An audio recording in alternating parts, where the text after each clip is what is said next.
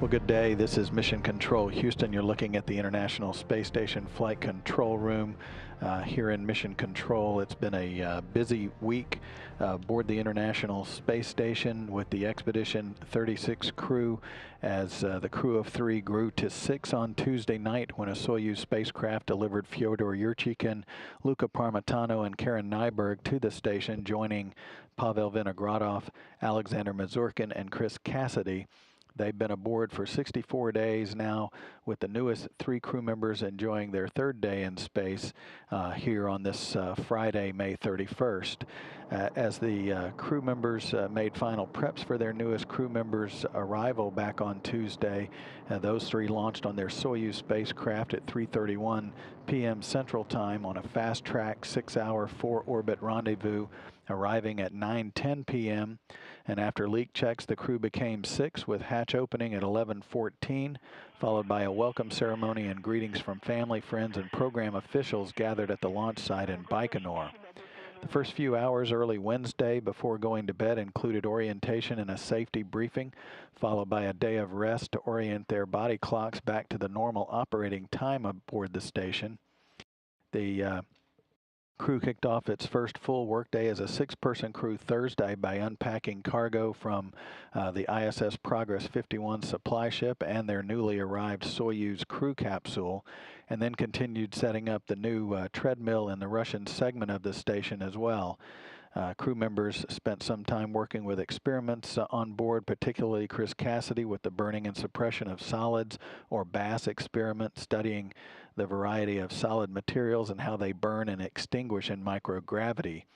Karen Nyberg, the newest crew member on board the station, along with her other 2 crew members, performed some activities to orient themselves to their new environment. She also conducted some leak checks in a nitrogen gas assembly line in the multi-purpose small payload rack aboard the station. The crew members also worked back in the Japanese Kibo module. Karen Nyberg conducted those additional leak checks. Luca Parmitano from the European Space Agency worked to set up part of a wireless network aboard the station and trying to tie an accelerometer from that wireless network to the new treadmill on the station. The commander of the station, Pavel Vinogradov, worked with an experiment known as the Kulanovsky crystal experiment, which gathers data about charged particles in the weightless environment of space. The experiment hopes to gain insight into the physics behind electrostatic interaction between electrically charged particles.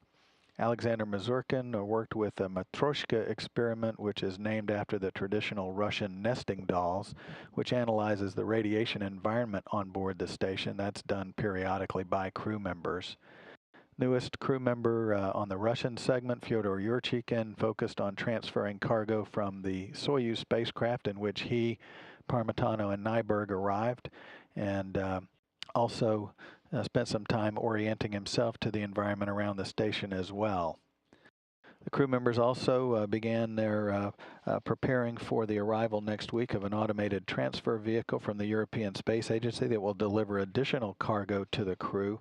So they're looking forward to that, which will occur on Wednesday of next week. And this weekend, the crew members will essentially have some off-duty time. They'll check on some ongoing experiments on board and talk with family members here on the ground. And then on Monday, they will begin a new week by undergoing some routine onboard training with emergency hardware familiarization aboard the station. So that's the week for Expedition 36 aboard the International Space Station. Have a great weekend, everyone. This is Mission Control Houston.